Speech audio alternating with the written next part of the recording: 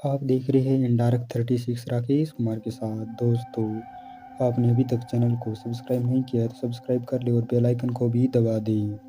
दोस्तों, मेरा नाम पीयूष है और राजस्थान में मेरे साथ एक बार एक ऐसा हादसा हुआ जिसके बाद आज से लेकर अब तक कभी भी मैं राजस्थान के अंदर दाखिल नहीं हुआ। दरअसल उस वक्त मैं अपने बिजनेस के किसी काम से राजस्थान गया हुआ था। राजस्थान के अंदर मेरा चाचा जी का लड़का भी रहता है। रविवार की शाम रात 9 बजे मैं ट्रेन में बैठा और राजस्थान के जयपुर ज़िले में उतरा।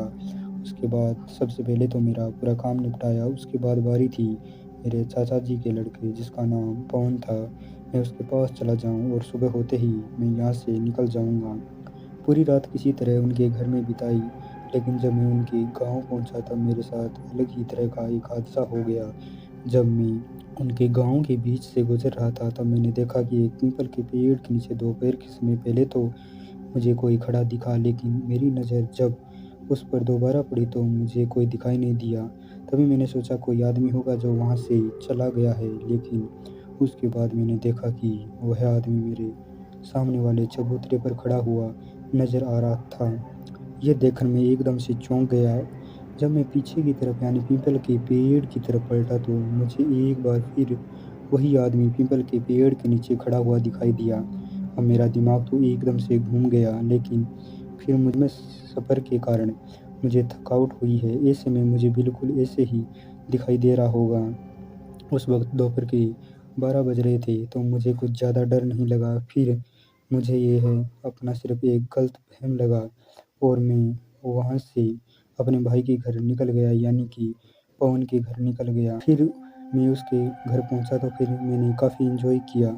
उसके बाद दूसरे दिन मुझे दिल्ली के लिए निकलना था, लेकिन उसके बाद मौज-मस्ती में पता ही नहीं चला कि आखिर कब रात के लगभग 8 बजने वाले थे। मैं तो भूल ही गया कि मुझे अपने घर के लिए रवाना होना है। उसके बाद मैं वहाँ से दिल्ली के लिए रवाना होने वाला था कि मेरे भाई ने आज रुकने को कहा, लेकिन मैं कहाँ उसकी बात मानने वाला था। फिर उसने कहा कि हमारा ये गाँव जो एक भूत-प्रेत का अड्डा है।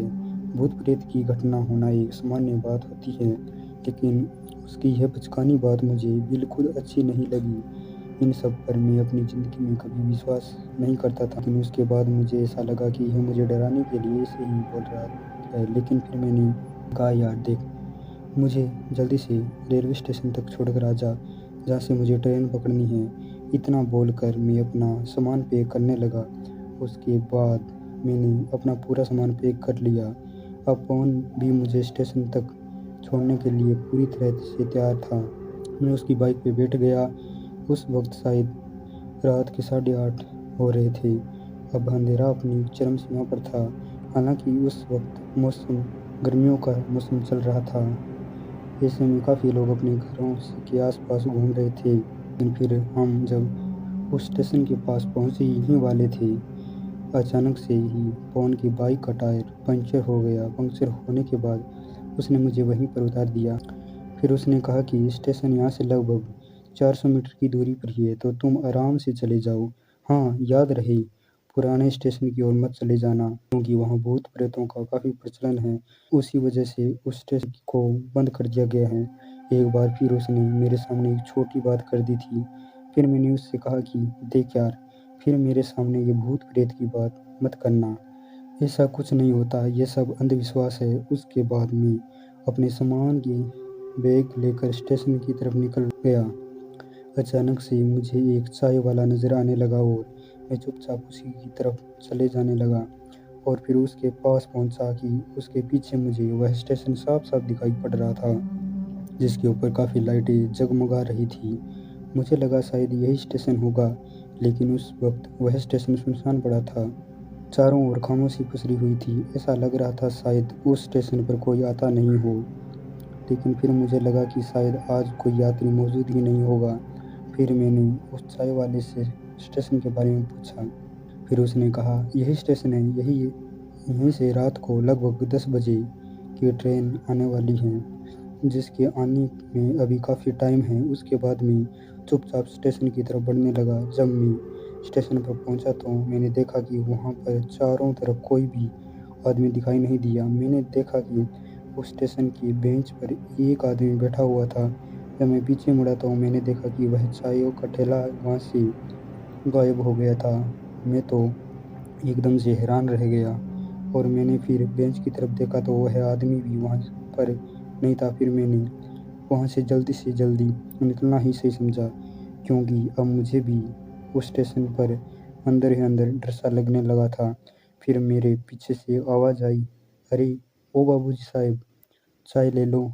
और जब मैं पीछे पलटा तो मैंने देखा कि वह चाय वाला अब मेरे पीछे खड़ा है, साफ-साफ दिखाई दे रहा था, जिसके हाथों में कुछ काँच के गिलास थे और उसमें चाय भरी हुई थी।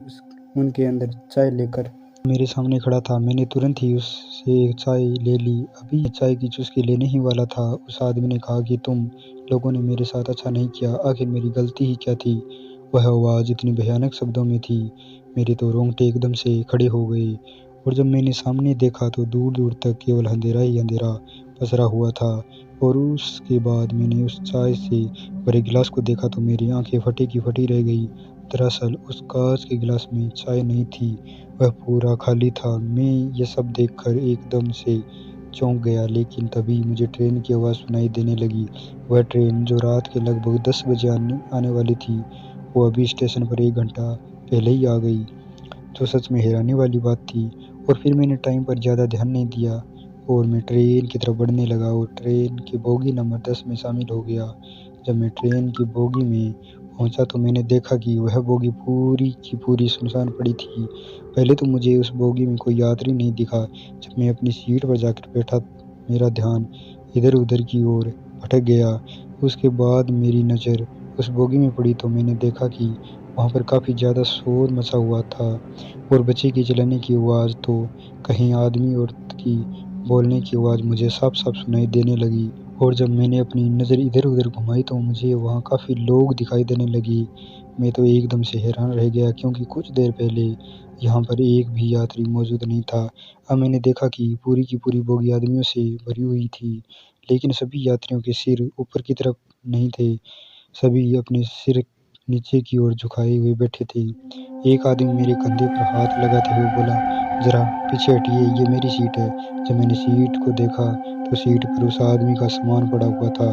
ताज्जुब की बात यह थी कि जब मैं सीट पर बैठा तब तो सीट पर कुछ नहीं था। और उसके बाद मैं ऊपर की सीट की ओर चला गया, क्योंकि अब मुझे थोड़ी-थोड़ी नींद भी आ रही थी। अब मैं ऊपर की सीट पर जाकर आराम से बैठ गया, आराम से ट्रेन की बोगी में सोने लगा। और जब मेरी आँखें खुली तो मैंने देखा कि वह ट्रेन किसी जगह पर रुकी हुई है। और जब मैंने बोगी के सभी यात्रियों को देखा तो वह सभी सो रहे थे और अपनी बर्थ से उतरा और बाथरूम की ओर जाने लगा। और जब मैंने बाहर की ओर देखा तो एकदम से हैरान रह गया, क्योंकि ट्रेन अभी भी काफ़ी स्पीड में चल रही है। ऐसा कैसे हो सकता है? अभी-अभी तो मैंने ट्रेन को रुका हुआ देखा। उसके बाद भी चुपचाप बाथरूम की तरफ निकल पड़ा। उसके बाद चुपचाप बाथरूम में टॉयलेट करने के बाद जब मैं बाहर निकला तो मैंने देखा कि बोगी में एक भी यात्री मौजूद नहीं था। और तब मैंने बाहर की तरफ देखा, यानी ट्रेन के बाहर की ओर देखा तो पाया कि ट्रेन जंगल के बीच रुकी हुई है, लेकिन उस रास्ते में तो कोई जंगल था ही नहीं। उसके बाद मैंने ट्रेन से नीचे उतरने वाला था, एक आदमी की आवाज़ आई, "अपनी जान प्यारी है तो नीचे मत उतरना।" उसके बाद जब मैंने पीछे की तरफ पलटा तो मेरी आँखें फटी की फटी रह गई।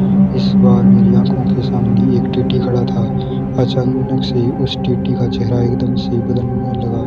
अब उसका चेहरा एकदम भयानक बन चुका था, उसका पूरा शरीर एकदम खूंखार। अब उसने मेरा हाथ पकड़ लिया और मुझे अंदर की ओर ज़ोर से गिरा दिया और अचानक से मेरी आँखें बंद हो गई। और मेरी जब आँखें खुली मैंने देखा कि एक आदमी मेरे करीब आकर बैठ गया। मुझे मेरी उस आदमी पर ठीक से जब नज़र पड़ी तो मुझे याद आया कि यह तो वही आदमी था जो चाय की टपरी के पास खड़ा हुआ था। उस आदमी ने बताया कि मैं भी इस ट्रेन में आपकी तरह फँस गया था और वह अपनी पूरी ताकत लगाकर भी इस ट्रेन से बाहर नहीं निकल पाया और यहीं ख़त्म हो गया। फिर मुझे पता चला कि यह ट्रेन पूरी तरह से श्रापित है। कुछ साल पहले यह ट्रेन पूरी तरह से एक खाई में समा गई थी, जिस वजह से इसके सारे यात्री मारे गए थे, मगर उनकी आत्मा आज भी इस ट्रेन के अंदर भटकती है, जिस वजह से यह ट्रेन पुराने स्टेशन पर आ ही जाती है उस आदमी ने मुझे बताया कि कुछ दूरी पर की ही आग जलती हुई दिखाई देगी, बस तुम्हें वहीं पर कूद जाना है। फिर मुझे लगभग थोड़ी दूर वह आग जलती हुई दिखाई दे रही थी, लेकिन वहाँ जाते ही पता नहीं क्यों पर अचानक से मेरा पूरा शरीर एकदम से जम सा गया। लेकिन फिर मैंने बजरंगबली का नाम लिया और अपनी पूरी ताकत लगाकर नीचे कूद गया। तभी मेरी आँखों के सामने तेज़ रोशनी आने लगी और मेरी आँखें एकदम से बंद हो गई और मैंने बेहोश हो गया। जब मेरी आँखें खुली तो मैं उसी पुराने रेलवे स्टेशन पर पड़ा हुआ था। शायद मैं अब खतरे से बाहर था और मैं तुरंत ही वहाँ से निकल गया और जब मैंने कुछ लोगों से इसका ज़िक्र किया तो किसी ने इस बात का जवाब नहीं दिया। लेकिन दोस्तों, उस दिन तो किसी तरह से मेरी जान बच गई। अगर वो चाय वाला नहीं होता तो शायद नहीं बच पाता, लेकिन उस चाय वाले का राज आज तक भी नहीं जान पाया। आज की कहानी में बस इतना ही।